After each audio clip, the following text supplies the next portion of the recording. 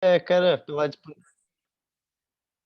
agradecer, cara, principalmente pela disponibilidade, né, cara, desde do início se colocando à disposição e entendendo o propósito do negócio, né, sabendo que a gente precisa de ajuda, por mais que a gente, ou muitos de nós não saibamos que precisamos de ajuda, a gente precisa, e você sempre esteve à disposição de nós, da Abafes, e eu tenho certeza que vai agregar muito para todo mundo.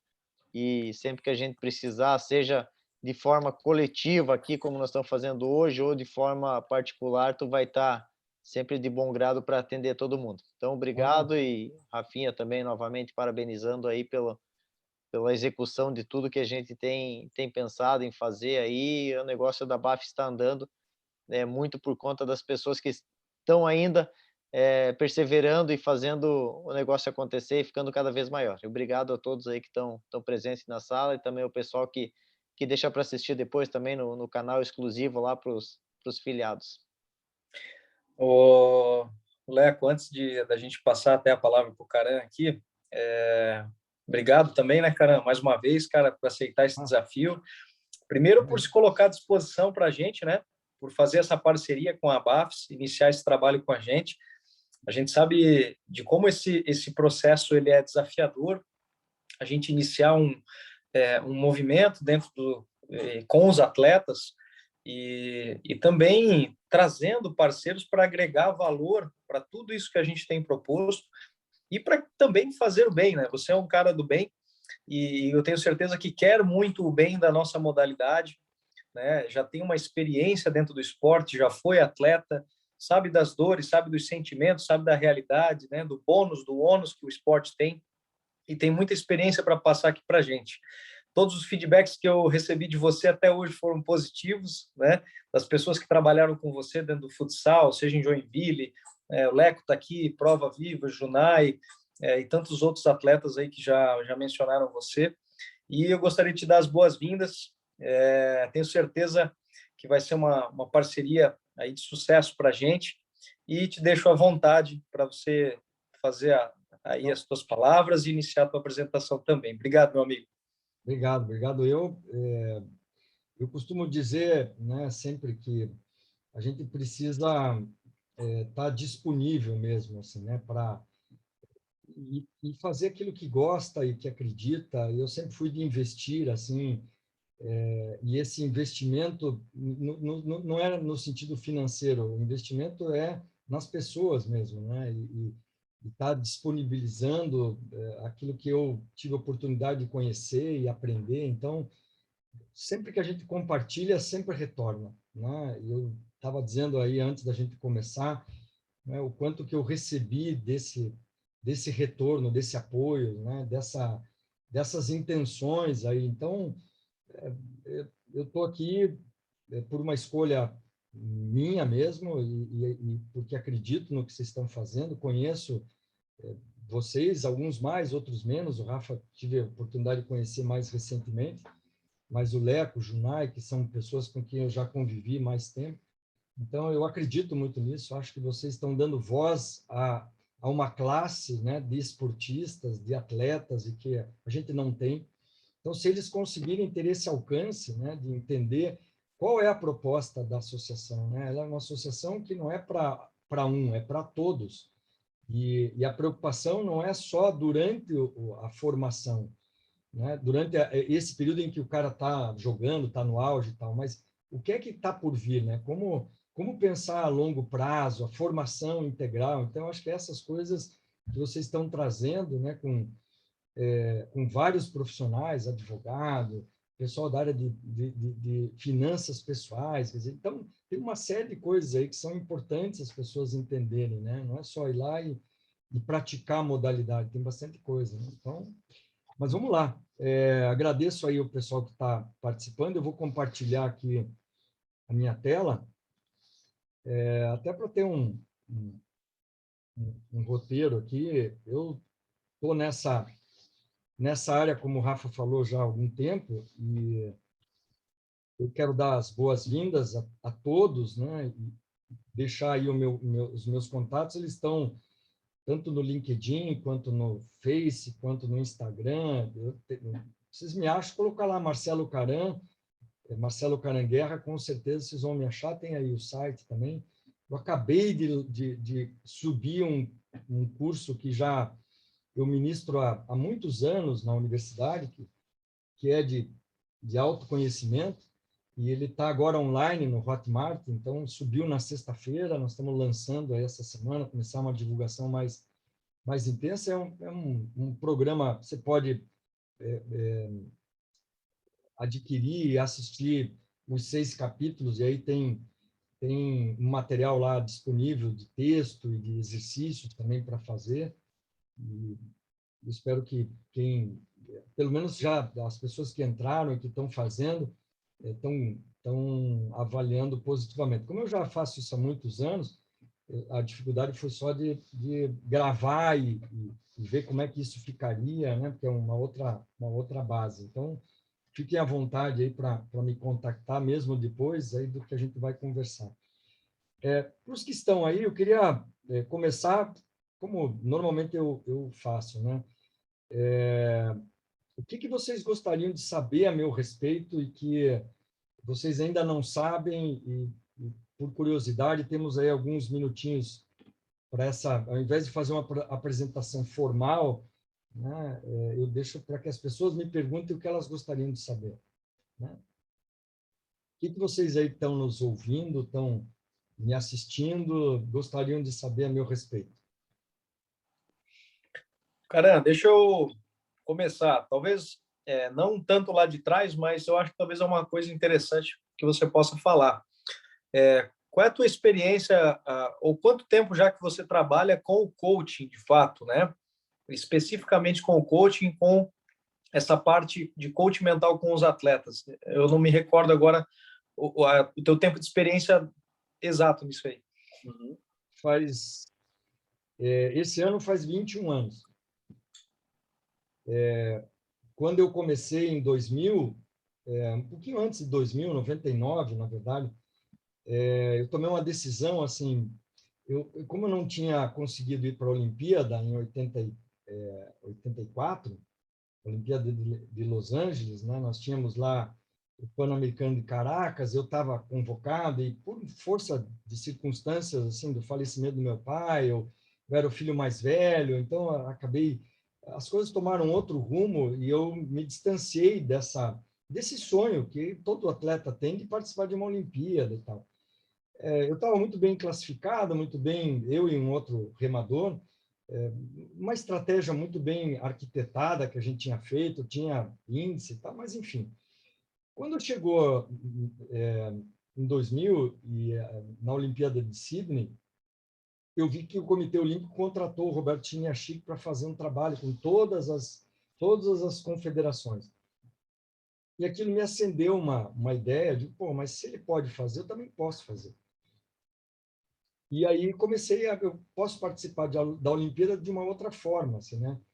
Fazendo um trabalho que não era mais de preparação física, não era mais como atleta, mas o que eu poderia trazer de contribuição? Como eu já estava estudando psicologia, então foi aí que eu comecei esse trabalho de mental coaching, né? Daí foi onde eu fui para a seleção de remo, de canoagem, daí em 2012 eu fiz um trabalho no Curitiba Futebol Clube. Quando, ainda na década de 90, 93, 93, 94, eu estava ainda como preparador físico, só voltando um pouquinho na história, eu fazia uma preparação física para a equipe da Caloi, que é a Seleção Brasileira de Ciclismo. E já naquela época eu fazia algumas coisas, até assim, como autodidata, muito da minha intuição. Até tem uma revista, acho que chama-se Bici Sport, se não estou enganado, fizeram uma matéria comigo, por eles queriam saber algumas coisas que eu estava aplicando nos ciclistas e tinha dado resultado, porque a gente ganhou a Volta do Uruguai. Uma volta muito difícil, muito dura, eram 9 dias, e nós ganhamos individual e coletivo. Então, eu já vinha com isso, e aí quando chegou 2000, eu já 97 eu comecei a estudar psicologia comportamental e tal, E aí fui trazendo isso para o esporte. Então, eu estou há 21 anos nessa pegada, assim, de trabalhar com atletas, e atletas de várias modalidades, de tênis, até no esqui na neve. Eu cheguei a trabalhar com uma dupla do Brasil, eles treinam no Chile, na Argentina, então acabei fazendo um trabalho também com eles. Então, faz um tempinho aí que eu venho martelando aí nessa área, né? No esporte eu estou há 48 anos. Eu estabeleci uma data de quando eu ingressei, né? Quando me lançaram no esporte. E eu comentei com uma repórter umas semanas atrás que eu fui visto mostrei até uma foto para ela, eu fui visto por um cara que morava no meu prédio, chamado Juan Carlos Timon, que era o técnico da seleção de ciclismo, um uruguaio, morava no meu prédio. E aí ele me via de bicicleta, eu devia ter uns 9 anos, por aí, para lá e para cá, para lá e para cá, e foi ali que eu ingressei no esporte. Assim, né? Eles montaram uma bicicleta, começaram a me ensinar a pedalar, e então eu comecei a ganhar umas provas e tal, e aí que eu estabeleci uma data de início. Então, estou já há algum tempinho aí no esporte. Então, essa época de Olimpíada e Paralimpíada, para mim, é sempre um prato cheio de observações. Então, Legal, amigo. Obrigado. obrigado, eu. Quem mais tem alguma curiosidade? Ver se a galera abre o microfone. À vontade aí, gente.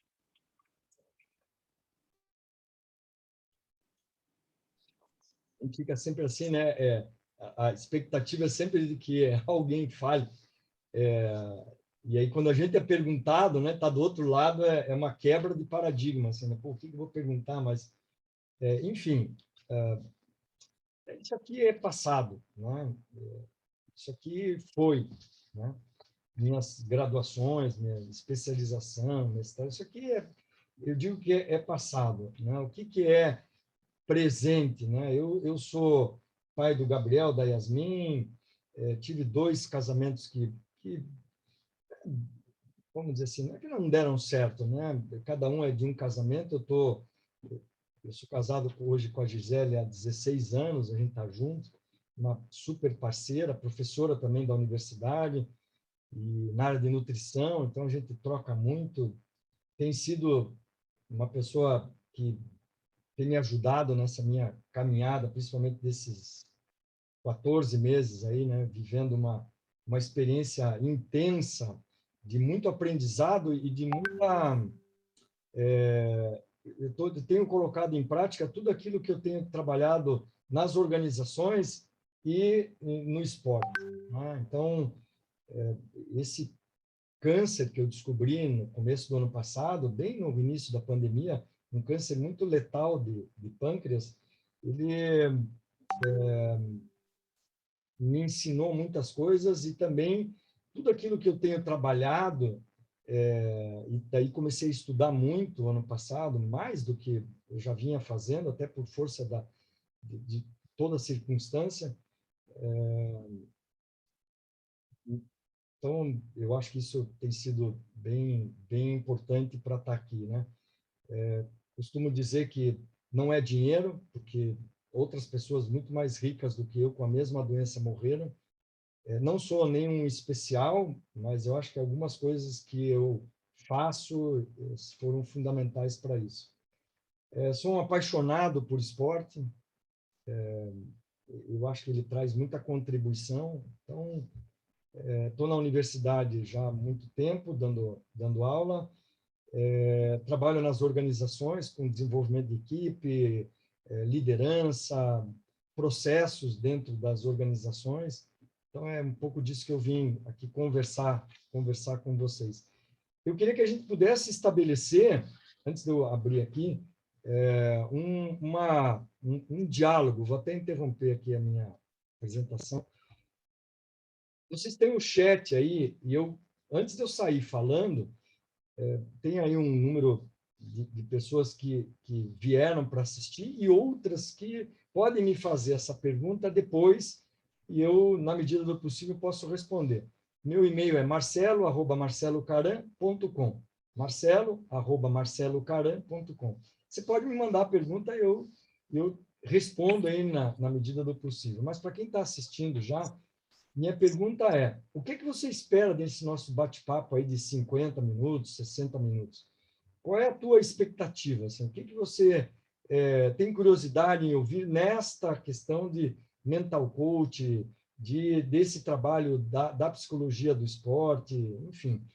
Escreve aí no chat, aí, ou abre o microfone e pergunta o que você gostaria nesse tempo que a gente tem que eu abordasse. Eu selecionei algumas coisas e eu quero ver se elas vão ao encontro do que vocês estão esperando. Então, está aberto aí. Eu gostaria que vocês ficassem bem à vontade para me perguntar. Qual é a expectativa de vocês? Vocês receberam lá um comunicado e vieram para esse encontro.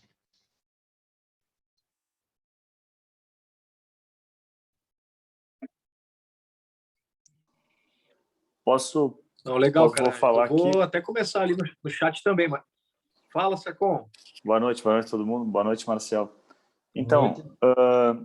Eu acho que sim, meio que dando uma introdução, acho que hoje em dia se dá muita importância para o trabalho mental, né? Acho que principalmente dentro do esporte, acho que cada dia mais as pessoas estão lendo, estão querendo se aprofundar sobre isso. Eu tenho algumas dúvidas, assim, que a questão que eu vejo ainda muita resistência, por mais que tenha uma procura, ainda uma grande maioria, muito uma resistência a esse trabalho. Uhum. Eu queria entender, perguntando, né, para ti, qual que é, se tu ainda enfrenta muita resistência, como que ela é, os atletas ou a modalidade que tem uma procura maior, e se há uma diferença muito grande em termos de trabalhos com grupos coletivos ou de esportes individuais, como ali na questão do remo, se o trabalho, a aceitação é a mesma de um esporte coletivo, como no nosso caso, futsal. Bacana, obrigado aí pela tua... Eu acho que hoje, assim, começa uma procura, né? E para essa repórter que eu dei uma entrevista, eu disse a ela que foi muito corajosa a Simone Biles, a Naomi Osaka, né? De se posicionar como elas se posicionaram, porque elas deram voz para muita gente que sofre calado, não tem apoio, tem necessidade de um trabalho de acompanhamento, de orientação, né? O Rafinha falava aí de construir uma imagem, né? Usando essa palavra em inglês, né? Do brand. Então, eu vejo que hoje as pessoas têm começando uma busca nesse sentido, né? Há muita resistência, sim. Ela é cultural, né? Então, eu lembro do meu pai dizer assim, por que você vai procurar um psicólogo? Você não é doente? Você não está louco? Então, as pessoas acham ainda que a busca por um trabalho nesse sentido é só para para quem tem problema. E, na verdade, não é, né? Aliás, todos nós temos necessidade de nos conhecer, nos entender, né? Saber por que a gente age ou reage diante de situações ou de pessoas, né? Como construir relações, e aí está falando de esportes coletivos, porque nada é mágico e nada acontece por acaso, né? Você tem um caminho para que essas coisas aconteçam. Quem não se conhece e não se entende, normalmente tem dificuldades, e que às vezes não compreende por que ela se comporta daquela maneira, né? Então, ainda há muita resistência, a resistência vem do desconhecimento, vem de uma cultura que está muito impregnada, vem da ausência das comissões técnicas, da diretoria de entender. E quando que a gente é chamado, né? Normalmente, quando tem problema. Normalmente você é chamado quando a coisa está degringolando, né? E vocês dizem, preciso chamar alguém para fazer um trabalho motivacional. Isso é loucura, isso é besteira, isso não vai dar certo. Né? Trazer alguém, porque o time está caindo para a segunda divisão, para vir fazer uma palestra motivacional, isso não muda ninguém, isso é um processo. Né? Um processo que precisa ter começo, meio e fim. Né? Então, e a cada entrada de um membro, na organização a necessidade de uma readaptação. Então, a dinâmica e o funcionamento dos grupos ele é muito mais complexo do que as pessoas imaginam, né? Então, como alinhar todas essas coisas é o grande desafio. Cada um de vocês tem um objetivo, né? Um objetivo profissional, um objetivo pessoal. Como alinhar essas coisas todas a um objetivo comum, por exemplo. Então, acho que começou uma procura maior, porque as pessoas, e essas duas, por exemplo, que eu falei, deram voz a um monte de gente que... e é muito comum isso, né? Alguém vai e denuncia alguém por abuso sexual, né? E aí começa... agora, essa semana aconteceu isso, semana passada. Alguém falou, e aí outras pessoas vieram e disseram, não, ele também fez isso, ele também fez isso, ele também fez isso. Então, é interessante isso, porque as pessoas daí começam a buscar, a procurar auxílio, ajuda, etc. Mas ainda a resistência é grande. A resistência, aquele que está à frente desse negócio, a diretoria, quem patrocina, ainda não olha para isso como algo importante, infelizmente. Vamos ver se eu consigo trazer algumas coisas para clarificar um pouco mais dessa questão da resistência. Vamos ver se nesse bate-papo eu consigo trazer alguns elementos aí. Quem mais? Valeu, obrigado.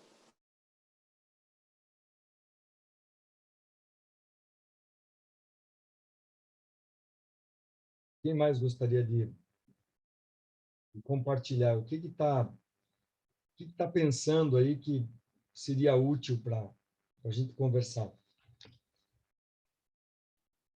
Qual é a curiosidade? O que estimulou vir participar?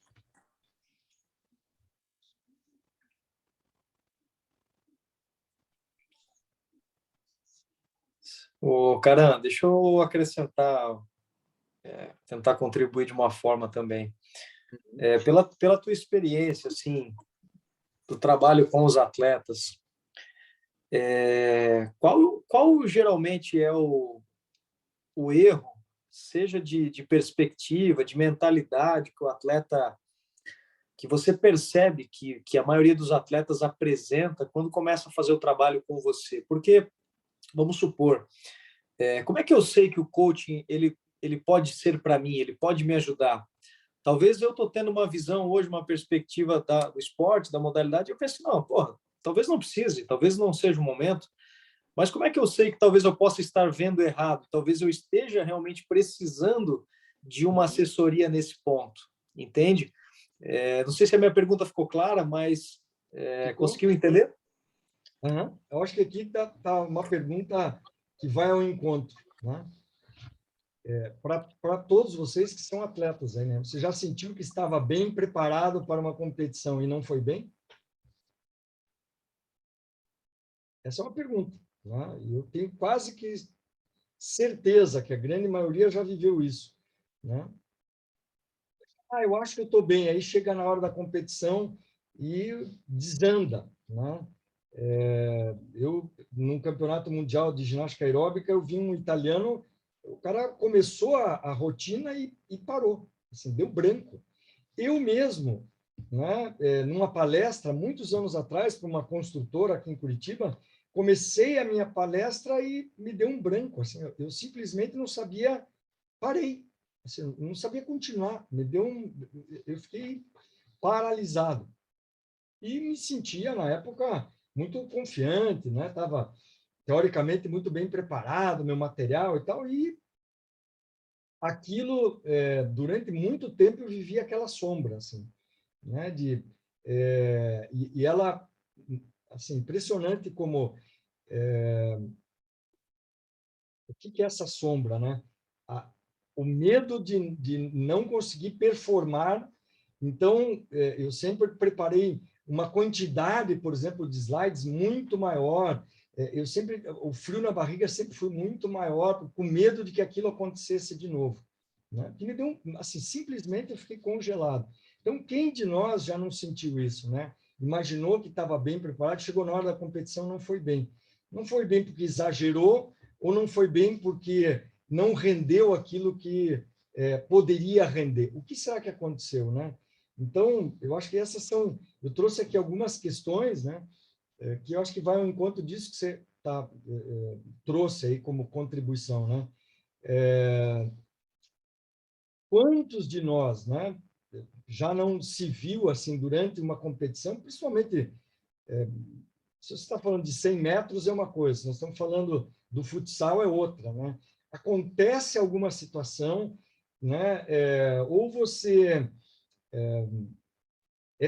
assim, é provocado pelo adversário, ou pela torcida, ou alguma situação em que o árbitro lá se equivocou, ou você imaginou que, e aí os pensamentos começam a tomar conta, né? Principalmente pensamentos negativos, né? Não vou conseguir, não vai dar certo, né? Por que eu estou fazendo isso? A vontade de desistir. Quantas vezes eu conversei com atletas de várias modalidades, inclusive individuais, né? E o cara disse, pô, chegou uma hora lá na corrida que eu falei, cara, não vai dar, bicho. O que eu estou fazendo aqui? Por que eu estou fazendo isso? E esses pensamentos, eles vão tomando conta, né? Eles ativam os nossos sabotadores. Então, recentemente eu tive um atleta de luta, o Pedro, e ele acabou ganhando o cinturão, mas a gente conversou muito sobre isso, né? O quanto que primeiro ele identificar os seus sabotadores e como é que eles interferiam aí no seu desempenho. A outra é olhar o adversário e conseguir entender quais eram os mecanismos que o cara usava. E a gente se preparou muito para isso, né? E ele fez 5 rounds, os 3 primeiros ele foi super bem, estava ganhando na pontuação, no terceiro ele teve um knockdown, no quarto round ele teve um knockdown. Esse knockdown praticamente eliminou os 3 primeiros, mas a gente tinha trabalhado muito isso. Isso é uma possibilidade de acontecer? Sim, é. Né? E ao acontecer, o que ele precisaria fazer? Como retomar isso, né? E ele foi para o 5º assalto, e com certeza ele fez uma boa pontuação, e essa pontuação foi suficiente para ele ganhar o cinturão. Então, de novo, né, é muito comum isso acontecer, e as pessoas serem tomadas por isso, né? As nossas crenças limitantes, elas serem muito mais fortes do que as nossas forças. Então, isso é uma das coisas que eu sou muito demandado, assim. Eu vejo muitas pessoas boas, tecnicamente, fisicamente muito bem preparadas, mas elas perdem para elas, porque não têm rituais, porque não se prepararam mentalmente para aquele desafio, não trabalharam sob pressão. Então, algumas coisas aí que acabam acontecendo, né? Você já se sentiu, às vezes, assim, seu maior adversário, seu maior desafio é você mesmo, né? É você com você. Quantas vezes a gente acaba perdendo para nós mesmos, né? Nem é o outro, mas é como eu encaro determinadas situações. Eu lembro de um jogo, eu acho que o Leco vai lembrar disso, o Junai também. Nós precisávamos fazer quando a primeira vez que eu até comecei a viajar com o time do Crona, nós tínhamos um índice muito alto de cartões vermelhos, amarelos, de eliminações, de destempero. E eu lembro que nós estávamos jogando eu acho que é Venâncio Aires, se eu não estou enganado, e não é o nome dele, ele estava jogando lá no Magno. Ai, como é o nome dele?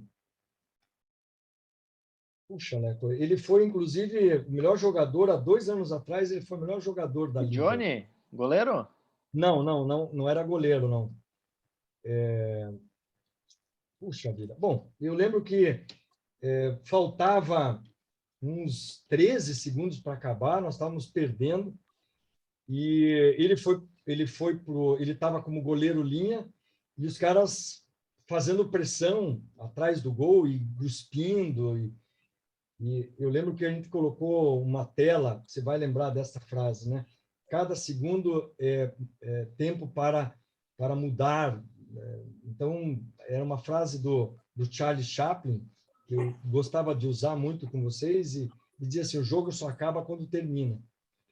E eu lembro que ele chamou a atenção do juiz, o juiz parou o jogo, a brigada veio, tirou os caras de trás, e faltava, acho que uns 5 segundos, e a gente conseguiu trabalhar a bola, foi lá e fez o gol. E eu digo que esse é um momento muito especial, porque a gente tem capacidade de observar o que estava acontecendo, tomar conta da situação, que é o mesmo exemplo que eu dei do Pedro, né?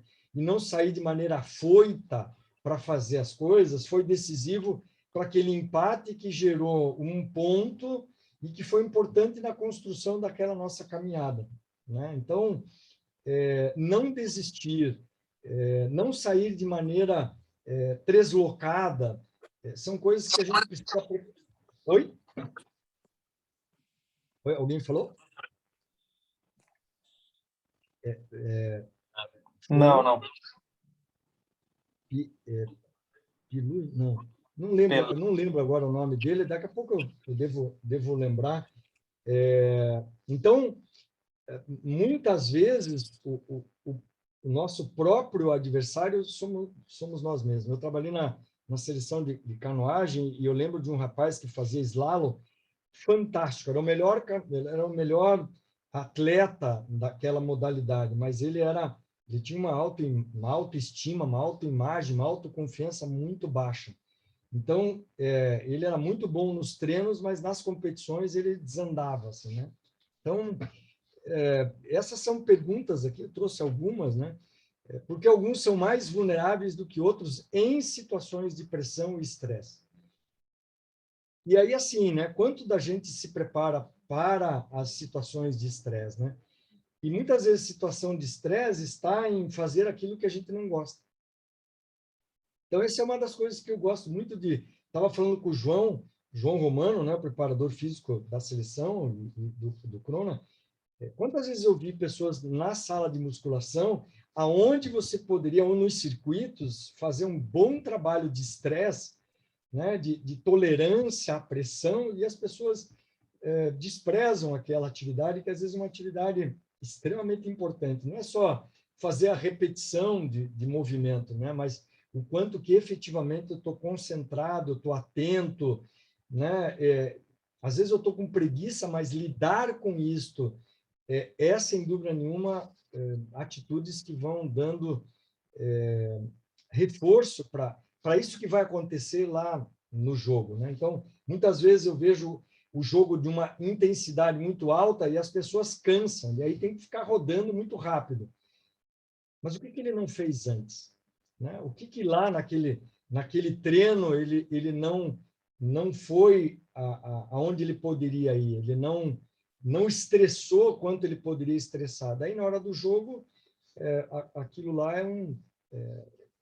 que poderia ser um déjà vu e acaba não sendo, né? Então, por que algumas pessoas são mais vulneráveis do que outras? Porque elas se preparam melhor. A vulnerabilidade tem a ver exatamente com isso, né? O quanto que a gente trabalha na parte física e vence. Vou dar um exemplo para vocês. Outro dia eu estava vendo um treino e era um circuito que foi montado lá pelo preparador físico, o pessoal da luta, e eu estou lá, né? Eles iam fazer 4 ou 5 passagens, que é uma forma de, inclusive, reproduzir os 5 rounds, né? E aí, quando terminou a primeira passagem, eu cheguei perto de um deles e disse, qual vai ser a tua meta para a próxima rodagem aqui, né, no circuito? Ele não entendeu muito bem a minha pergunta. Eu digo, você fez na escada, por exemplo, naquele minuto da escada, você fez tantas repetições, eu não me lembro o número agora. Quantas você vai fazer na próxima? E ele não sabia me dizer. Não sabia me dizer porque ele nem sabia quantas vezes ele tinha feito. E eu disse, olha, eu anotei aqui. Você fez tantas vezes, né? Subia a escada e descia, subia a escada e descia. Era um dos exercícios do circuito. Eu digo, qual é o teu objetivo para o próximo? E para a próxima, para a terceira, para a quarta, para a quinta. Ou seja, o cara só estava reproduzindo. Ele era uma mão de obra. Ele não estava pensando no que ele estava fazendo. ele só estava executando. Então, ao provocar isso, né, eu convidei ele a pensar. Então, me diga um número. Se você fez, vamos lá, 25, quantas você vai fazer para a próxima? Então, aí eu já estou trabalhando essa questão da pressão e do estresse. Né? E é interessante que até hoje ele lembra disso. Né? Então, algumas são mais vulneráveis do que outras, muito por conta da sua autoimagem, da sua autoestima, das suas crenças, do quanto ela se prepara ou não para aquilo que está por vir. Né? Seja porque é uma competição de alto nível, por conta de um adversário. Às vezes a gente vai para esse jogo, né, achando que o time é menos qualificado do que o nosso e toma uma surpresa. Ou eu vou para um jogo onde o time é mais qualificado e eu tomo uma surpresa também, né? Porque já vou acreditando que não vou dar conta daquilo, né? Então, como você percebe a sua capacidade para controlar os processos de pensamento?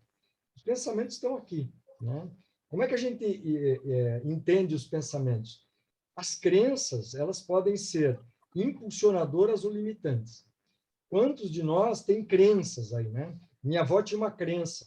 Ela acreditava, né, e não estava de toda errada, de que comer e tomar banho, né, eu poderia morrer, né? Tem gente que não passa debaixo de uma escada porque acredita que dá azar, né? Tem gente que usa a mesma cueca, né, em todos os jogos porque aquilo ali uma vez, a gente chama-se viés de resultado, né? Na psicologia e na neurociência chama-se viés de resultado. Eu fiz uma vez, 2, 3, deu certo, e eu acredito que aquilo lá vai dar certo o resto da vida. Né? É como rezar. Né? Todos os times que eu já passei tem aquele momento da reza. Mas o que será que acontece? Né? Às vezes a gente ganha, às vezes a gente empata e às vezes a gente perde. Será que alguém ali não rezou com confiança? Não estou dizendo que a reza não seja importante, mas ela sozinha não é suficiente para fazer com que aquilo dê um resultado. Só pensar positivo também não resolve. Eu preciso das outras coisas. Então, a minha avó acreditava que comer e tomar banho, as pessoas morriam. E eu chegava dos treinos sempre com muita fome. E aí passava na cozinha, roubava um bolinho de carne, um bolinho de arroz, ou dava uma beliscada, ela dizia, vai menino, vai tomar banho e venha, o almoço está pronto. Eu falei, não, vó, eu vou comer e depois eu vou tomar banho. E ela brigava comigo, ela dizia, você quer morrer, não sei o que e tal. E eu sentava para comer e depois ia tomar banho. E volta e meia brincava com ela. Dizia, vó, ela vinha correndo, o que foi? Está passando mal? Eu digo, não, só queria saber se ela estava por perto. Né? Ela não estava de toda errada, porque se alguém comer, né, e comer bastante, por exemplo, e for nadar, o risco dela ter uma congestão é alto. Porque eu vou recrutar o sangue para os grandes grupos musculares e ele está lá concentrado em fazer digestão. Isto é congestão, né? É um congestionamento. E isto pode levar as pessoas a passar mal, com certeza. Então, ela não estava de todo errado. Lógico que um banho não é o suficiente para. Então, quantas vezes uma crença pode ser impulsionadora ou limitante? Toda crença leva a um pensamento. Então, pense lá comigo, né? Quantas vezes você não ficou excitado ou excitada por força de um pensamento? Só o pensamento. Quantas vezes nós não ficamos com medo, com receio, né? Por conta também de pensamentos? Muitas vezes não era real, foi um pensamento, né? Foi um sonho, foi algo que eu imaginei, mas não era real. Quantas vezes eu sofri por antecedência? Achei que aquela prova ia ser difícil, na verdade ela foi muito mais fácil do que eu imaginava. Talvez porque você estivesse mais bem preparado para aquilo, mas a tua imaginação, teus pensamentos tomaram conta. Então eles podem ser positivos ou negativos. Esses pensamentos, eles geram palavras. Então, você quer saber o que as pessoas estão pensando, é só olhar o WhatsApp. Então, lá tem os grupos nos times, né? Muitas vezes, e não sei se o Leco, o Junai lembra disso, já vi várias vezes como eu estou lá nos grupos e aí começa uma série de conversas no WhatsApp. Essas conversas, elas não vêm do nada, elas vêm daquilo que a gente acredita, daquilo que a gente, dos nossos hábitos, da forma como a gente entende as situações. E eu chegava a fazer algumas interferências. Ô, pessoal, vamos pensar aí no que a gente está trazendo.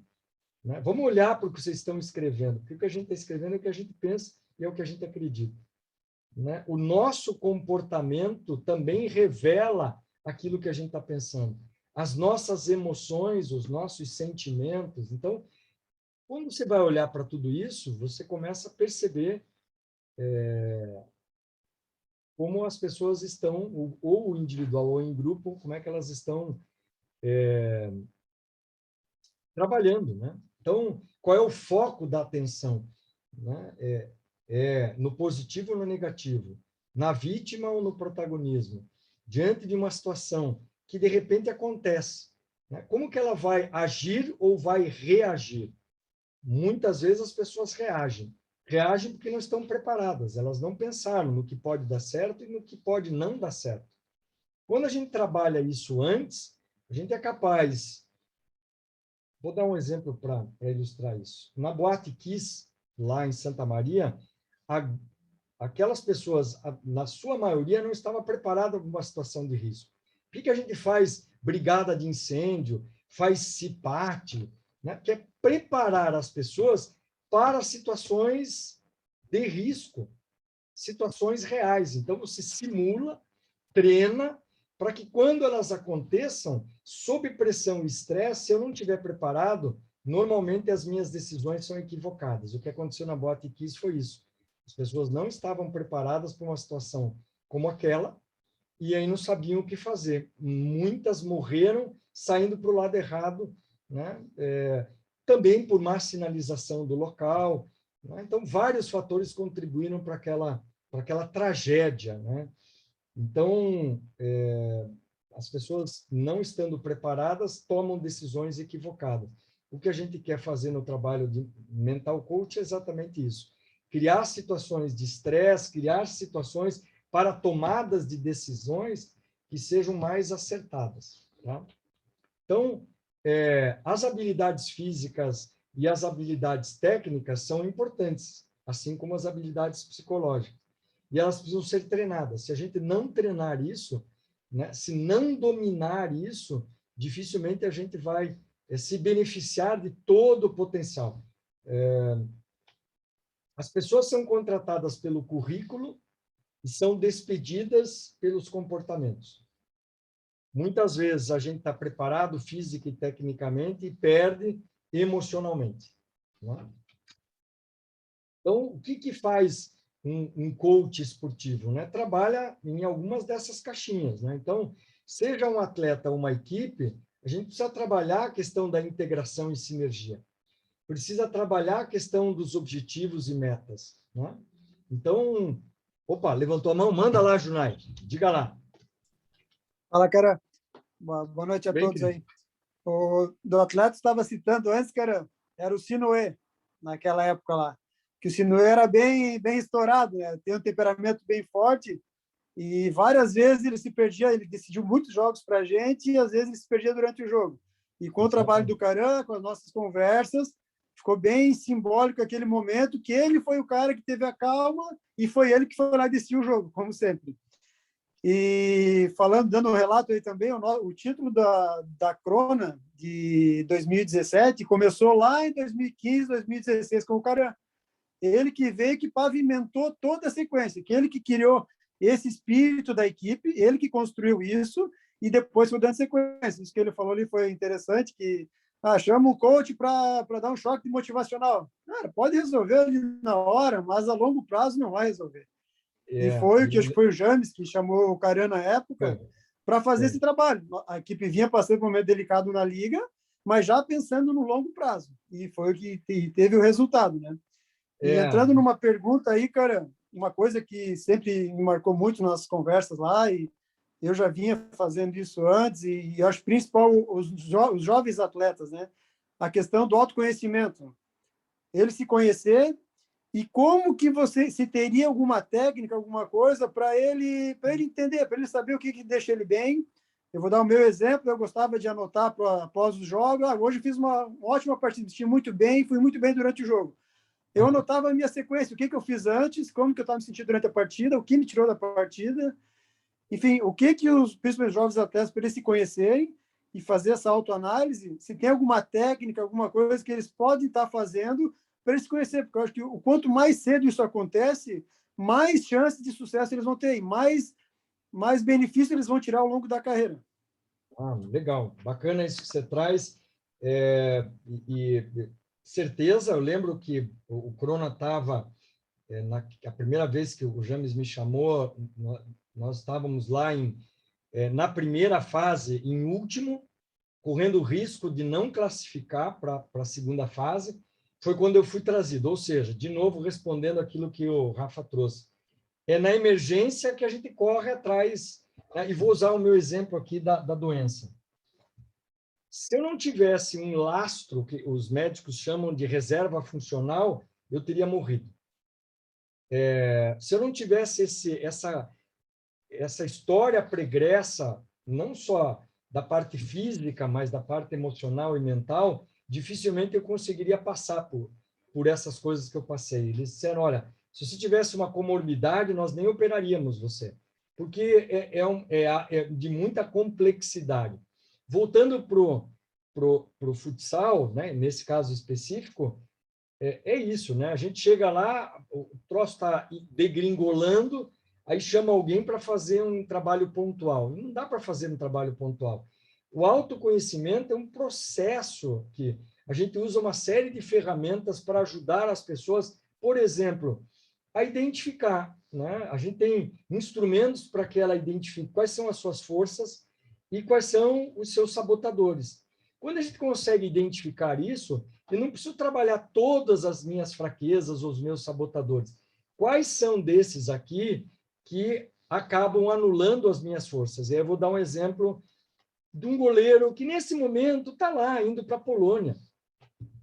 E que, no ano passado, o Leco vai lembrar disso, né? Quando entrou a pandemia, e aí a gente estava naquela incerteza de vai ter jogo, não vai ter jogo, o que vai ser esse ano, vão despedir, não vai, isso, um monte de incertezas. Como é mesmo o nome dele, Leco? O goleiro do Jack Crona foi o melhor goleiro, William, né? William, frangueiro. E aí eu tive várias... Isso tá, né? O que eu vou falar aqui não é para expor ele, mas é um exemplo muito legal, assim como também foi o Dudu, né? O Dudu teve um momento em que ele estava pensando em desistir, em parar, em sair, ir para outro lugar, ir para outro momento, e nós trabalhamos. Eu fiz um trabalho com ele, especificamente com ele, e ele foi parar na seleção brasileira. Ele me deu a camiseta, inclusive, da seleção, autografada, Dudu. E aconteceu a mesma coisa com o William. Estava desacreditado, com uma série de coisas na cabeça, fazer curso de fotografia, fazer curso disso, fazer curso daquilo. E aí começamos a trabalhar. Começamos um trabalho mais próximo a ele. Onde acabou o ano passado? Quer dizer, onde ele está hoje? E não fui eu, né? Foi ele, né? O meu trabalho foi fazer com que ele não... que essas incertezas fossem sendo trabalhadas, mesmo que ele não tivesse lá treinando presencialmente, né, junto com os demais, e fazendo aquilo que ele gosta. E ele me disse, você me ensinou um negócio, eu olho no placar, eu vejo isso.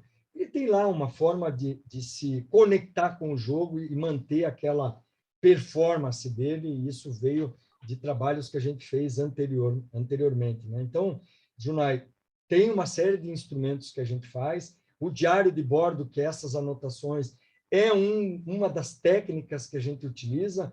Isso está muito descrito na psicologia positiva. Então, tem uma série de rituais que a gente pode fazer e que são importantes para construir este caminho. Então, o autoconhecimento é importante. Eu estava falando lá da integração, sinergia e metas, né?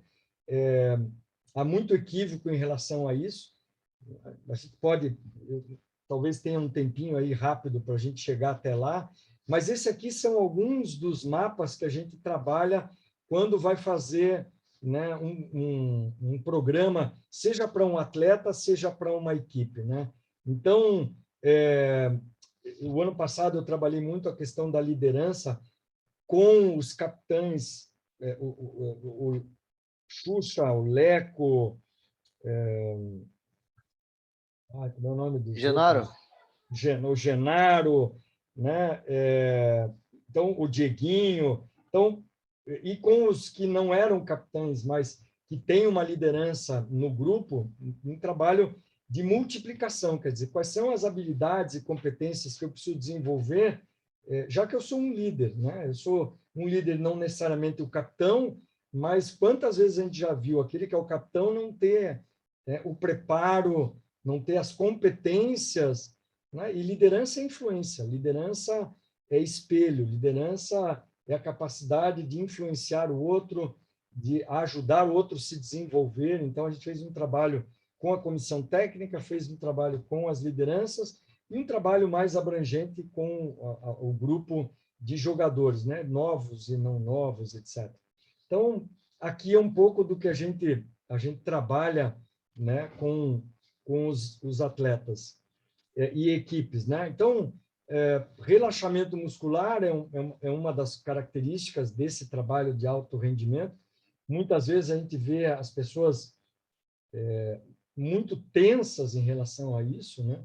Então, tem uma série de técnicas que a gente utiliza para ajudar para que as pessoas... eu tenho quando eu estou muito tenso, aonde é que me pega? Na região lombar. E como eu tenho espondilolistese, a tendência é as vértebras lá da região lombar e da região sacral, por força da tensão muscular, fazer um pinçamento no ciático. Tem pessoas que têm cervicalgia, tem pessoas que têm bruxismo, tem pessoas que vão apresentar sinais por força dessa tensão muscular. A tensão vem, muitas vezes, exatamente por esse não entendimento, não observação. Tem sinais aí que, né, acabam aparecendo, as pessoas urinam mais, as pessoas comem mais, elas ficam mais irritadiças. Então, coisas que a gente pode trabalhar, né, essa questão da tranquilidade mental. Comprovado hoje que a meditação, mindfulness, a atenção plena, ajuda nesses dois elementos, né? No relaxamento, na tranquilidade mental. E tranquilidade não é aquela coisa largada, eu tenho uma atenção, né? Uma preparação, uma ativação para poder funcionar, né?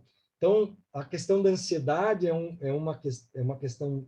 Hoje, o mundo vive isso, é uma das doenças ocupacionais de maior incidência. Hoje, as pessoas estão muito ansiosas, né? A ansiedade, ela também desregula. Então, como a gente pode trabalhar isso para que essa ansiedade venha para um nível de ativação, né? Então, medo é importante. Vamos tirar o medo, o estresse? Vamos tirar o estresse? Não. O medo é um ativador. Ele faz com que a gente esteja preparado para uma situação, situações essas que são de alta exigência, né? Então, o homem primitivo, ele tinha medo de virar caça, o medo porque ele precisava sobreviver, então lutar ou fugir. Então, o medo nos ativa, nos deixa atento, nos coloca em estado de alerta, mas quando ele é exagerado, ele nos paralisa, né? Ele nos tira a precisão, por exemplo, né? Então, aquela habilidade que eu tenho, ela fica comprometida por conta do estresse, por conta desse medo exagerado, né? Trabalhar a questão da energia positiva, né? Pensamentos positivos, né? Que a gente pode estar observando, né? Então, muitas vezes você diz assim, diante de uma situação nova, diante de um objetivo, de um projeto, de um desafio, como que as pessoas se comportam? Normalmente, isso tem estudos, as pessoas pensam no negativo e não no positivo. Então, quando aconteceu o Covid, muitas pessoas, primeiro, negaram, continuam negando até hoje. Muitas pessoas não acreditavam que aquilo fosse verdade. Muitas pessoas ainda acreditam que é uma conspiração. Muitas pessoas, e eu posso dizer assim, quando eu recebi a notícia do câncer, a primeira coisa que me veio na cabeça é assim, vou morrer. Mas, passado algum tempo, eu comecei a pensar de uma outra maneira. Lógico que eu comecei a pensar em morrer porque o que o médico me disse diante da biópsia é que era uma doença difícil, menos de 10% sobrevivem. Se tudo desse certo na cirurgia, eu poderia viver de 1, 2, 3 meses até 1 ano, 2. Eu estou chegando no meu primeiro ano, né? Até agora, todos os exames deram negativo. Mas o que será que aconteceu, né? Então, normalmente, diante de uma situação, como é que as pessoas agem ou reagem? Positivo ou negativo? Elas olham aquilo como uma possibilidade ou como uma ameaça? Como protagonismo ou como vítima? Né? Ele é otimista ou pessimista? E aí você começa a perceber como é que as pessoas funcionam. Né? Então, prazer e alegria, motivação positiva. Eu sempre disse e repito isso. A gente precisa fazer as coisas e se divertir. Divertir não é fazer de qualquer forma, né? É fazer da melhor forma possível, né? É competir sem esforço exagerado. Quando a gente exagera no esforço, exagera na motivação, normalmente a gente dá chutão, a gente dá carrinho, a gente faz coisas que, na verdade, comprometem o resultado, né? Automaticidade, ou seja, eu vou me preparar para que aquilo aconteça sem ter que pensar.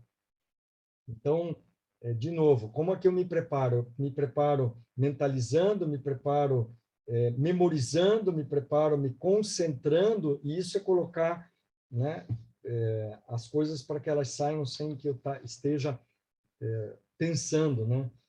Competir de forma estratégica, eu falei rápido aqui o que a gente fez com o Pedro, né? Ter uma inteligência criativa, como é que eu saio daquela situação de pressão ou de um resultado negativo, como é que a gente vira o jogo, né? Então, ter, de certa forma, controle sobre isso, uma concentração mental, um controle emocional, né? A questão de trabalhar a autoconfiança, a questão da boa atuação. Então, são aspectos que a gente trabalha, né, nesse processo de coaching mental, né? Eu tenho como premissa que a gente tem que desenvolver as pessoas não só do ponto de vista para aquele objetivo, mas de uma maneira mais integral. Então, eu sempre trabalhei com os meus atletas com textos, livros, com filmes diferentes, com temas que são complementares. Eu não acredito só pensar no atleta como atleta, ele vai lá entrar em quadra e vai fazer aquilo. Não, ele é um ser que ele ora está em quadra, ora ele está em casa, ora ele está em qualquer outro lugar, né? Então, excelência para mim é decisão, escolha e concentração, né? Então, decidir por que eu estou fazendo isso, né? Onde isso vai me levar, quais são os motivadores, em cima disso eu vou fazer escolhas, né? Então, todas as escolhas que a gente faz é abrir mão de muitas outras coisas. Então, ter consciência do que está fazendo, aonde aquilo vai me levar, quais são os riscos, quais são as coisas que eu vou abrir mão. Então, trabalhar isso é extremamente importante. E ter uma concentração, uma intenção, uma direção é fundamental, né? Então, a minha avó sempre dizia 3 coisas sobre excelência, né? Então, primeiro, acreditar na gente, mesmo que ninguém acredite. E eu tenho muita fé nisso, né? De que a minha crença, aquilo que eu sou capaz hoje, estar aqui, para mim, é exatamente isso. Com todas as informações negativas que eu recebi, eu tinha uma crença, e continuo tendo, de que eu poderia sobreviver, de que eu poderia lutar, de que eu poderia usar de todos os recursos, né? Eu não tenho controle de tudo, mas aquilo que eu pudesse fazer. Então, procurar fazer sempre o meu melhor, dar o meu melhor, fazer o meu melhor, buscar o melhor nas outras pessoas. Isso sempre foram premissas da excelência para mim, né? E uma coisa também é a questão do ser simples. Eu vejo muita gente rebuscar, e simples não é simplista. Simplista abandona as questões de processos, e ele faz de qualquer jeito. Não, ser simples é muito difícil, né? E uma vez escutei uma frase que disse: se simples fosse fácil, já tinham criado outro parabéns para você, né? Excelência é fazer coisas simples de maneira extraordinária. O Cirque du Soleil faz coisas extraordinárias, mesmo fazendo coisas que há mais de 3.000 anos, né? A arte circense é algo muito antigo. Eles reinventaram na década de 80 a arte circense e são, hoje, uma referência em fazer coisas que são muito simples, né? Coisas que a gente já viu, só que de uma maneira excepcional, né? Esse cara nos ensinou, né, a se reinventar. Então, por que ele era bom em chuva? Porque ele nasceu assim? Não, que ninguém gosta de treinar em chuva. E ele treinava muito em ambientes adversos, né? Eu ganhei uma regata há uns 4, 5 anos atrás, mas todo mundo me perguntou: mas como é que você conseguiu? Eu era o mais velho, naquele dia estava tudo tranquilo, sol, pouco vento, mas quando eu entrei para fazer o aquecimento, o vento entrou. Quando a gente arrancou, deu a largada, o vento vinha de proa e quase impedia a gente de se movimentar. Eu consegui ganhar aquela prova e lembro dos treinamentos que eu fiz em horários diferentes, com condições climáticas diferentes, com vento, sem vento, vento lateral, vento de proa, vento de ré. Então, para mim, não foi estranho aquilo. Lógico que eu desejava remar sem vento.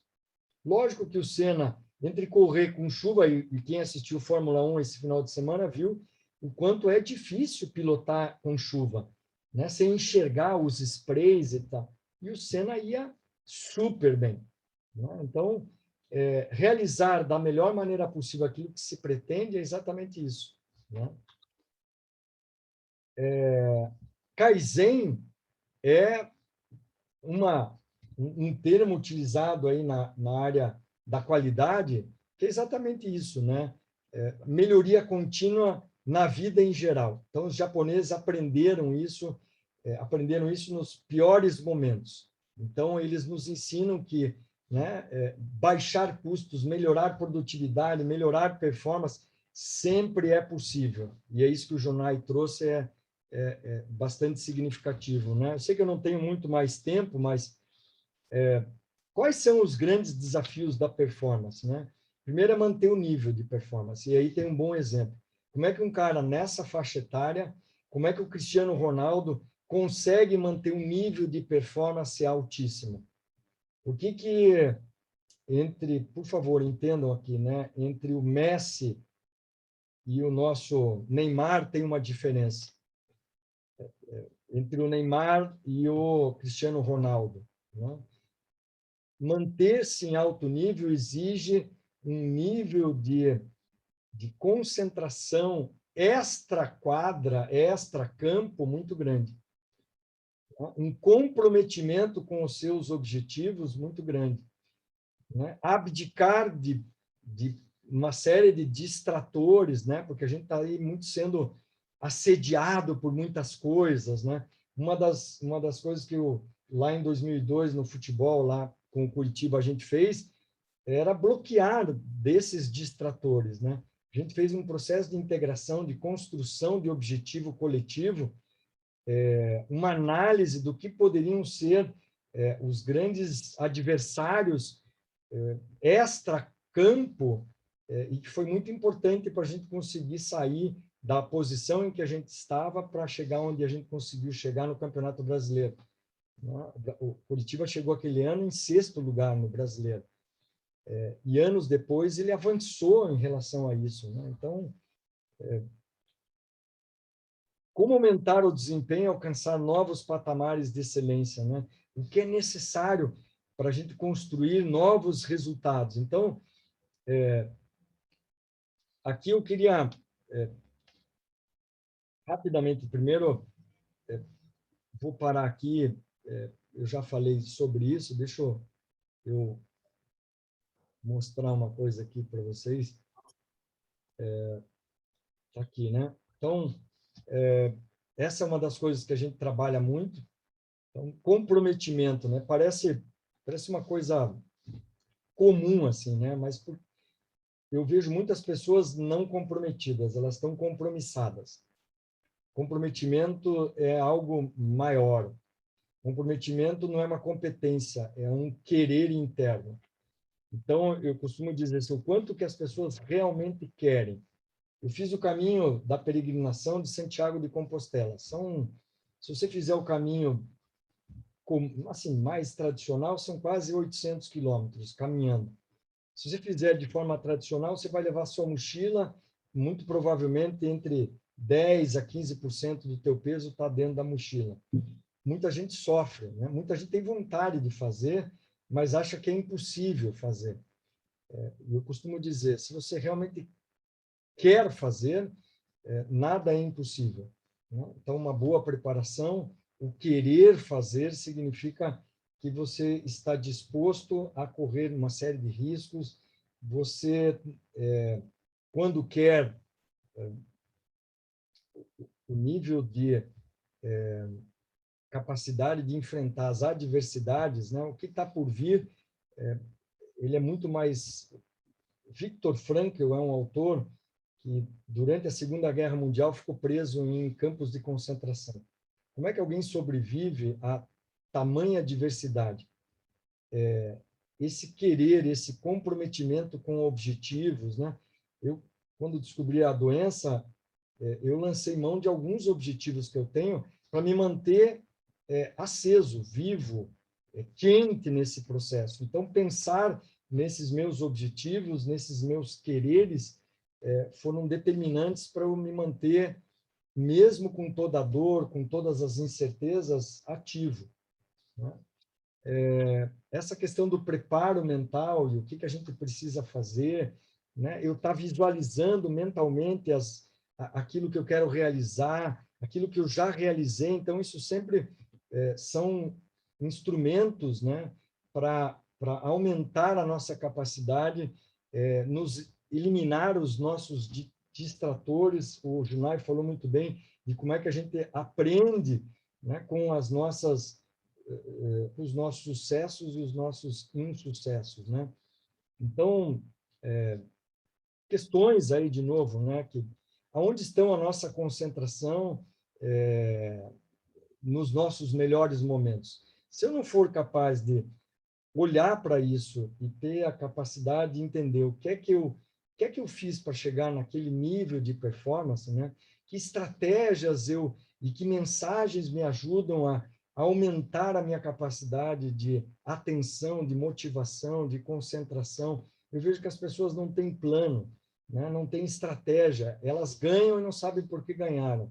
Elas perdem e não sabem por que perderam. Se ganhamos é festa, se perdeu é desânimo, acha culpados, ou foi o próprio time, ou foi a torcida, o juiz, os adversários que provocaram, e a gente não consegue ter uma que a gente chama de análise de performance, né?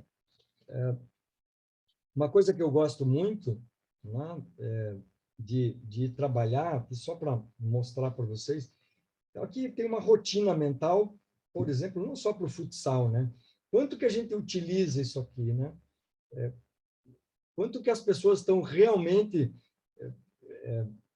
conseguindo parar e respirar. No nosso dia a dia é muito comum. A gente está funcionando o tempo inteiro, está estressado por algum motivo e precisa de uma pausa, né? A pausa, muitas vezes, é o tempo que o técnico, ao perceber o time está um nível de estresse, um nível de desatenção, para. Não precisa falar muitas vezes muita coisa. Só o fato de minha avó dizer assim, para, cara, respira. conta até 10. Quantas vezes a gente não escutou isso? Pô, e ela não fez nenhum curso de meditação, de mindfulness. Mas como que a gente sai daquele movimento circular vicioso e entra num processo de atenção, de concentração, né? De reutilizar as estratégias, de reprogramar a cabeça, de sair daqueles pensamentos negativos. E para isso a gente precisa fazer um treino. Aqui tem uma amostra do que é fazer um treino, né? Deixa eu mostrar uma outra coisa para vocês aqui. E aí eu já vou parar para a gente fazer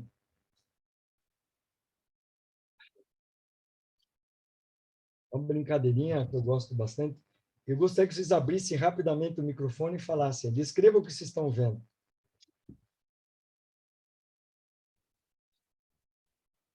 Aquela estrelinha lá sou eu, só para vocês saberem. O que vocês estão vendo aí? Estou vendo o Rafinha, o Leco e o Caran. Ah, esse cara que estava no gol, ó, do lado do Leco. Como é o nome dele? Barão? Barão. Foi o Barão que estava no gol aquele dia que reclamou para o juiz parou. Barão. O que vocês estão vendo? Normalmente, quando eu mostro isso aqui em outros lugares, as pessoas dizem, um time.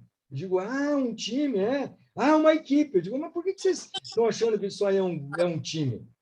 Normalmente que veste a mesma camiseta. Quem disse que isso aqui é um time? Quem garante que isso aqui? Aliás, o que é uma equipe e o que é um grupo? E aí, quando você conceitua isso, né, o que é um grupo, o que é uma equipe, você começa a perceber, e eu vou interromper aqui, porque o meu tempo já foi, na maioria dos lugares onde eu vou, as pessoas dizem que elas encontram mais grupos do que equipes. No esporte, eu encontro mais grupos do que equipes.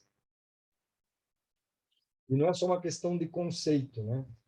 É de entendimento de que para se tornar uma equipe e uma equipe de alta performance, tem um caminho para ser feito, para se construir.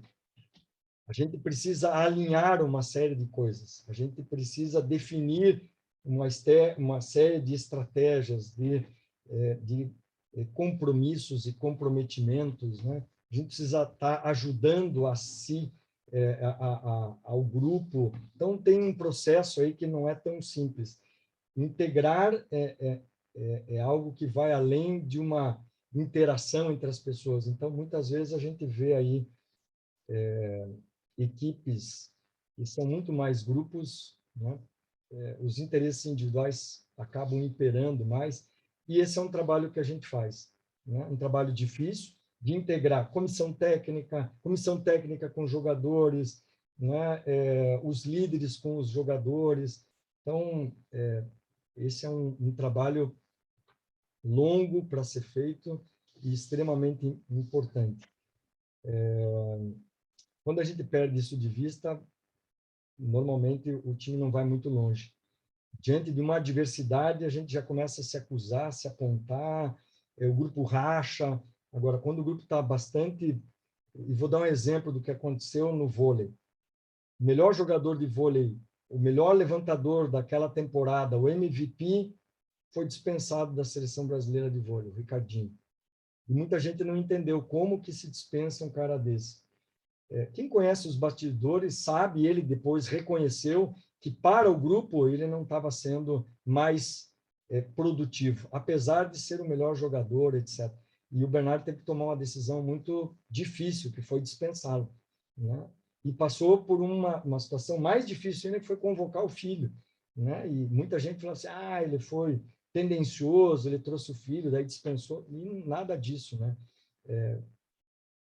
Para o Bruninho foi um desafio enorme, para o Bernard e para toda a comissão técnica e para os jogadores que valizaram aquela decisão. Então, todos esses são processos que a gente trabalha, né?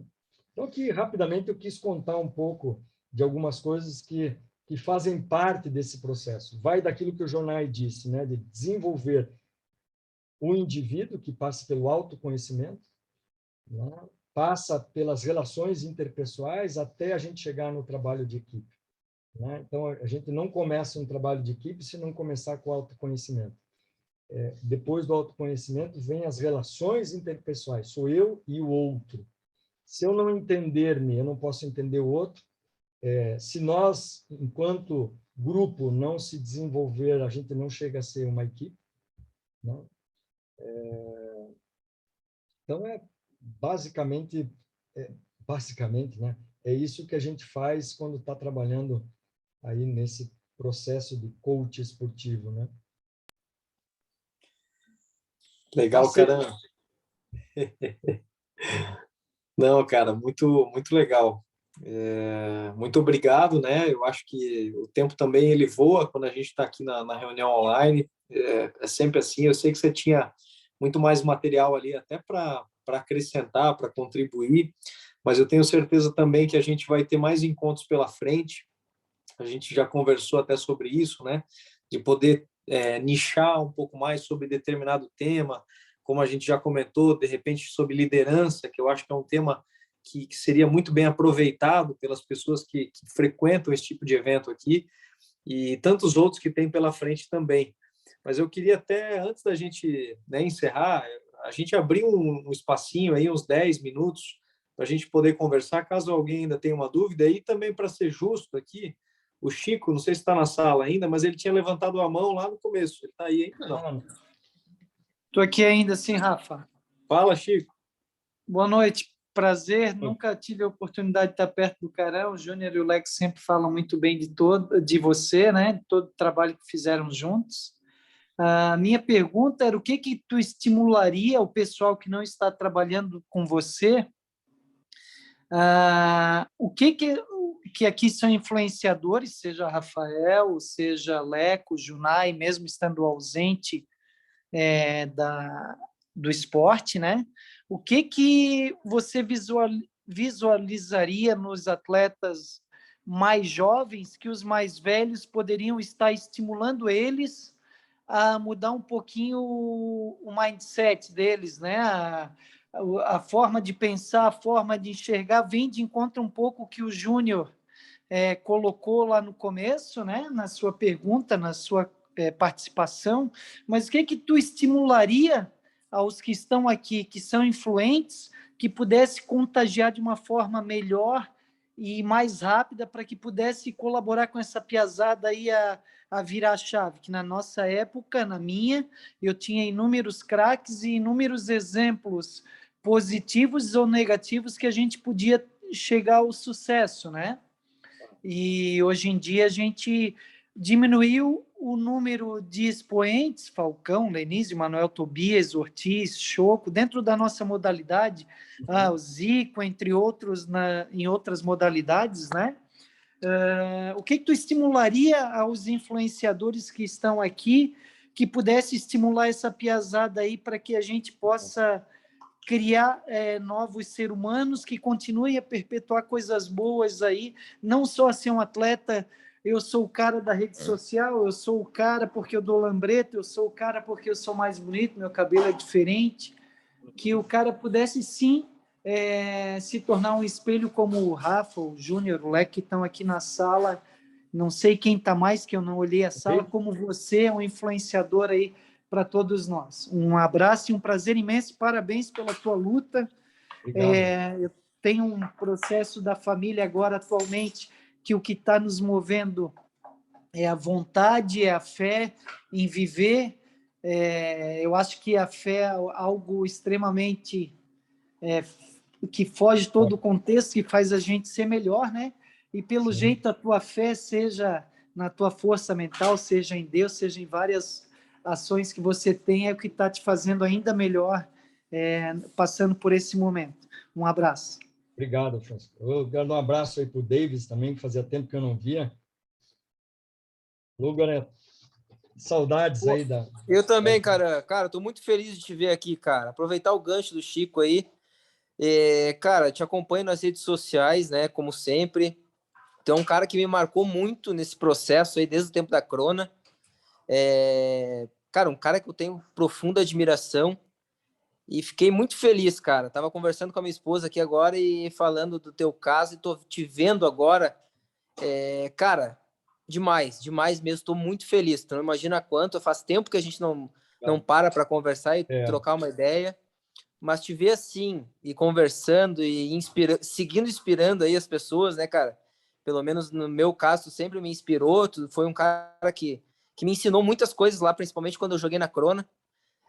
Talvez tu nem imagine o carinho que eu tenho por ti, a admiração que eu tenho por ti, mas estou muito feliz, cara, pra caramba de te ver aqui, de te ver assim, te ver bem, cara. Obrigado. Obrigado, eu que agradeço. Hoje eu fui almoçar com um amigo e o cara que estava junto, daí ele disse, mas você está doente? Ele disse, eu ainda estou em tratamento ainda, né? Mas ele não, nem parece. Eu falei, 1 mês e pouco atrás eu ainda estava, 2 meses, eu acho. Agora já faz uns 2 meses. Completamente careca, né? Assim, bem mais magro. Agora já estou ganhando um pouco mais de peso e tal. E vamos seguindo aí, né, cara? Tem que... Eu acho que, respondendo o Francisco, a gente precisa ser exemplo. Então, eu procuro ser muito coerente entre aquilo que eu digo e aquilo que eu faço, né? Então, eu não tenho medo de... Hoje aprendi que ser vulnerável me fortalece. Então, eu não preciso mentir para... Quando não estou legal, eu levanto a mão, peço ajuda. Eu sinto medo como qualquer outra pessoa, mas eu também sei encarar os meus medos, né? Então, o que eu diria? Uma das coisas mais impregnantes que eu vejo hoje é a crença. A gente cresceu, e vou dar um exemplo para ilustrar isso, né? Outro dia eu estava num restaurante e uma criança correndo para lá e para cá caiu. O que normalmente uma mãe faz, né? Vai ao encontro da criança para socorrer. E aí, aquela criança que caiu, a mãe, ela caiu, bateu na porta do banheiro e caiu. A mãe foi na porta e deu 2 porradas na porta. Assim, porta feia, derrubou meu filho. Fiquei pensando assim, né? Tá aí, pronto. Ele vai encontrar sempre um culpado para aquele insucesso dele. E ela não contribuiu para entender que aquele jeito que ele estava é que bateu na porta. A porta não tem nada a ver com isso, né? Então, a gente vai mal na escola, a gente recebe punição e castigo. Então, voltando para aquela análise da performance, a gente ganhou e não sabe por que ganhou. A gente perdeu e não sabe por que perdeu. O que é que eu fiz, mesmo perdendo, e que foi positivo? Pô, mas eu perdi. Tá, mas não significa que você fez tudo errado. O que é que você fez ali e que foi importante, mesmo tendo perdido? O que é que você fez e não foi suficiente para? Puxa vida, nunca pensei sobre isso. O que é que você fez e foi negativo? Você não pode mais fazer, né? Você tem que eliminar, tem que cessar. Então, quando você começa a pensar sobre isso, são maneiras de ajudar as pessoas a criar um ritual de performance. Então, eu vejo que a crença negativa, ela é muito forte. E ajudar esses jovens a perceber que eles têm forças, que eles podem acreditar naquilo que eles fazem, que eles também têm limitadores, e identificar esses limitadores, é esse mindset que você falou. Diante de uma situação, se eu for capaz de mudar... Porra, quando aconteceu comigo, eu digo, caramba, porra, um câncer de pâncreas, não tinha coisa pior para acontecer, mas o que eu posso tirar disso? Foi quando eu comecei a mudar, né? Eu passei 2 meses aqui numa depressão, brigando com Deus, querendo entender por que comigo, até que eu disse, porra, mas tem o que eu posso tirar de positivo disso? Apesar de ser uma coisa maluca. Foi aí que eu comecei a virar a chave. A minha cabeça começou a olhar não só para a desgraceira, mas o que eu posso tirar disso? Onde eu posso me apoiar? Como eu posso ser modelo, ser exemplo? Então, foi aí que eu comecei a olhar para aquilo que eu já tinha falado tantas vezes e que hoje eu posso contribuir. Então, o que a gente pode fazer por esses jovens é ser simples, mostrar que é possível, mesmo na adversidade, a gente sair de resultados, construir resultados, mesmo tendo perdido.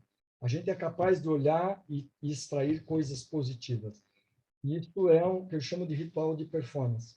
Então, acho que a melhor coisa que a gente pode fazer para essa juventude, para esses meninos que estão começando, é o protagonismo, é a autorresponsabilidade. O que é que eu fiz ou deixei de fazer para aquele resultado acontecer? E isso é assumir responsabilidade, né?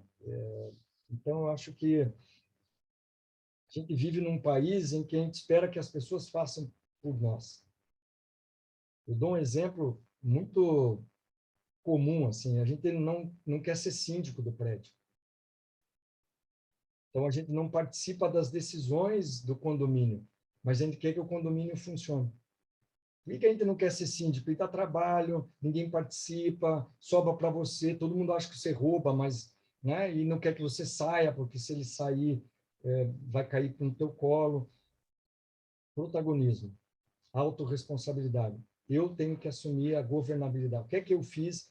O que está sob minha responsabilidade? O que eu não posso abrir mão? Então, eu acho que esse é o principal orientação que eu daria para vocês que são líderes, né? Sejam protagonistas, assumam a responsabilidade. E tem muita coisa que a gente pode influenciar e tem muita coisa que a gente pode fazer e que muitas vezes abre mão de fazer, né? Então, eu tenho... Essa é uma das coisas mais fortes para mim. Assim, a gente precisa ser mais protagonista. Legal, cara. E só para complementar, né? Essa analogia do síndico aí serve totalmente para a gente quando a gente vai apresentar a BAF para os atletas, cara. É justamente isso, cara. É o protagonismo de vir para a entidade para decidir as questões que são de nosso interesse, né? E que às vezes, pô, não, mas eu não quero ser o síndico, eu não quero me incomodar, mas eu quero que o futsal melhore, né? Então, pô, perfeita, cara, essa analogia aí. Vocês têm que pensar quem que vai assumir o sindicato, né? Quem que vai ser o próximo síndico? Agora estão vocês, né? E eu acho que isso é muito fundamental, porque nós estamos vendo pessoas aqui que, né, mais algum tempo vão, né? Que nem falou o Junai, né? O Junai não está mais jogando, mas continua contribuindo, né? Então, o Davis, o Francisco, são pessoas que já estão, né, num momento da carreira e que já começam a olhar para o que vem para o futuro, né? É a mesma coisa que eu, né? Quando eu cheguei nos 40, eu fiquei pensando, onde eu queria estar aos 80? Quer dizer, porra, nós cada vez mais vamos falar de longevidade.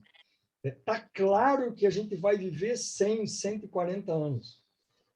Isso, assim, ó, é o que mais está se estudando aí. A questão é como.